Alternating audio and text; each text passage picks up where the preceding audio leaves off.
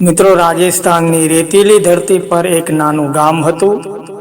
ગામમાં ગરીબ ખેડૂત હેમરાજ પોતાની પત્ની ગંગાબેન અને દીકરા કાળુ સાથે રહેતા હતા. વર્ષો સુધી વરસાદ ન પડતા ખેતરો સુકાઈ ગયા હતા. ઘરમાં અનાજ ખૂટ્યું, ઢોર માટે ચારો ન રહ્યો અને મિત્રો ગામના લોકો પણ મુશ્કેલીમાં આવી ગયા.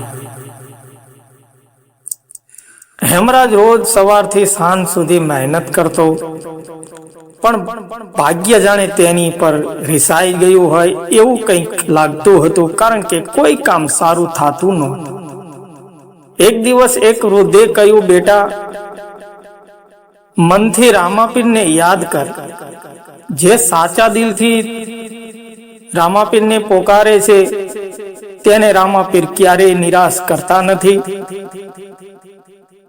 હેમરાજે બાળપણથી રામાપીરનું નામ તો સાંભળ્યું હતું, પણ ક્યારેય ખાસ ભક્તિ કરી નહોતી. એ રાત્રે હેમરાજ નાનો એવો દીવો લઈ બારે પ્રગટાવે છે. આંખોમાં આંસુ લાવી અને બોલ્યો, હે રામાપીર, હું ગરીબ માણસ છું. મારા પરિવારને બચાવી લ્યો. હું મહેનત કરવા તૈયાર છું. બસ મને એક રસ્તો બતાડો. તે રાત્રે હેમરાજને અજીબ સપનું આવ્યું. સપનામાં સફેદ ઘોડા પર સવાર તેજસ્વી પુરુષ દેખાણું. તેમણે કહ્યું, બેટા, ચિંતા ના કર. આવતીકાલે સૂર્યોદય પહેલા તારું જે ખેતર છે તેના ઉત્તર ખૂણામાં જજે. ત્યાંથી તારી મુશ્કેલીનો રસ્તો ખુલી જશે. સવારમાં હેમરાજ જાગે છે અને દોડી ખેતરમાં ગયો. ઉત્તર ખૂણામાં તેને જમીન થોડી ભીની દેખાય. તેણે ત્યાં ખોદવાનું કામ શરૂ કર્યું. થોડું ખોદતા જ અંદરથી મીઠું પાણી નીકળવા લાગ્યું. હેમરાજ આશ્ચર્યચકિત થઈ ગયો. ગામમાં આ વાત આગ ઘણે ફેલાઈ ગઈ. બધા લોકો જોવા આવ્યા. ગામના વૃદ્ધે તરત કહ્યું કે આ રામાપીરની કૃપા છે બેટા. હેમરાજે એ પાણીથી પોતાના ખેતરમાં વાવણી ફરી શરૂ કરી. થોડા મહિનામાં જ્યાં વર્ષોથી કશું ઉગતું નહોતું, જ્યાં ધૂળના ઢેફા હતા, ત્યાં આજે લીલાછમ પાક લહેરાય છે. લોકો દૂર દૂરથી જોવા આવે છે. પરંતુ આ વાર્તાનો સાચો ચમત્કાર તો હજુ બાકી છે. એક દિવસ ગામમાં ભયાનક તાવ ફેલાયો.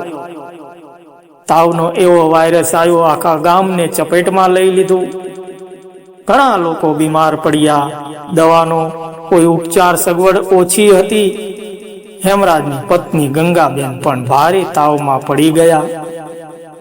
હેમરાજ ફરીથી રામાપીરના મંદિરે ગયો. માથું ઝુકાવીને બોલ્યો કે હે પીર, તમે પાણી આપ્યું, હવે મારી ઘરવાળીનું જીવન બચાવો.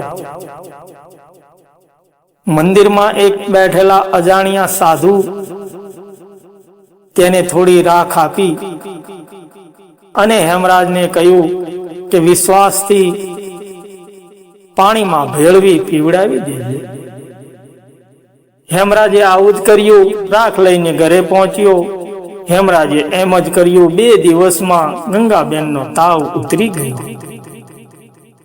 જ્યારે હેમરાજ સાધુનો આભાર માનવા મંદિરે જાય છે, ત્યારે ત્યાં કોઈ સાધુ નહોતા.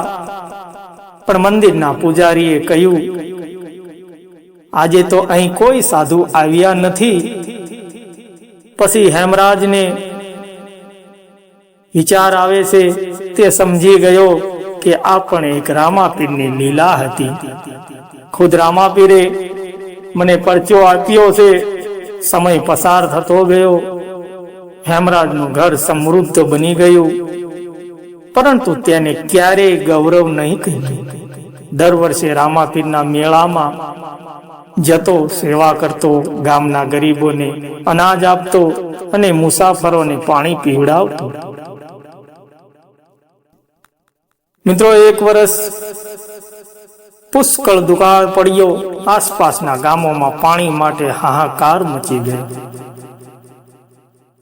હેમરાજ પોતાના કુવાના પાણી પર કોઈ રોકટોક રાખી નહીં. લોકો પૂછતા, તમે બધાને પાણી આપો છો તો તમારું શું થશે? ત્યારે હેમરાજ હસીને કહેતો, આ પાણી મારું નથી, આ તો રામાપીરની ભેટ છે. આશ્ચર્યની વાત તો એ હતી કે કુવામાંથી જેટલું પાણી તમે કાઢો એનાથી ડબલ થઈ જતું. ગામના લોકો પણ તેને ચમત્કાર માનતા. મિત્રો, એક દિવસ હેમરાજ જ્યારે વૃદ્ધા અવસ્થામાં આવી ગયો, તેને લાગ્યું કે હવે જીવનનો અંત નજીક છે. તેણે પરિવારને બોલાવી કહ્યું, મારે તમને એક વાત કહેવી છે. જીવનમાં મેં બે જ વસ્તુઓ સાચી જોઈ છે, મહેનત અને રામાપીર પર વિશ્વાસ. એ રાત્રિએ તેને શાંતિથી રામાપીરનું નામ લેતા તેને પ્રાણ ત્યાગ્યા. બીજા દિવસે ગામના લોકોએ જોયું કે તેના ચહેરા પર અદ્ભુત શાંતિ હતી.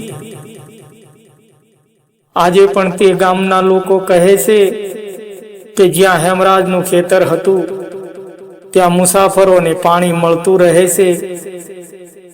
ગામના વૃદ્ધો બાળકોને આ ઘટના સાંભળવી કહે છે, રામાપીર ચમત્કાર માત્ર દેખાડા માટે નથી કરતા. જે માણસ સચ્ચાઈ, મહેનત અને પરોપકારનો માર્ગ અપનાવે તેના જીવનમાં તેઓ કોઈના કોઈ રૂપે પ્રકાશ જરૂર લાવે છે.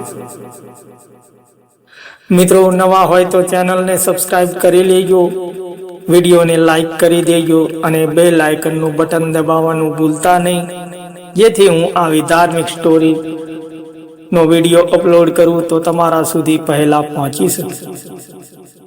મિત્રો, વાર્તાનો સંદેશ: સાચા દિલથી કરેલી પ્રાર્થના વ્યર્થ જતી નથી. મહેનત વગર ચમત્કાર પણ અધૂરો છે. જે મળે તેને સમાજ સાથે વહેંચવાથી કૃપા વધે છે. રામાપીરનો સાચો માર્ગ માનવ સેવા, સચ્ચાઈ અને વિશ્વાસ છે. જય રામાપીર. કમેન્ટમાં રામાપીર લખવાનું ભૂલતા નહીં. મળીશું બીજા વિડીયોમાં. ત્યાં સુધી સૌને જય રામાપીર.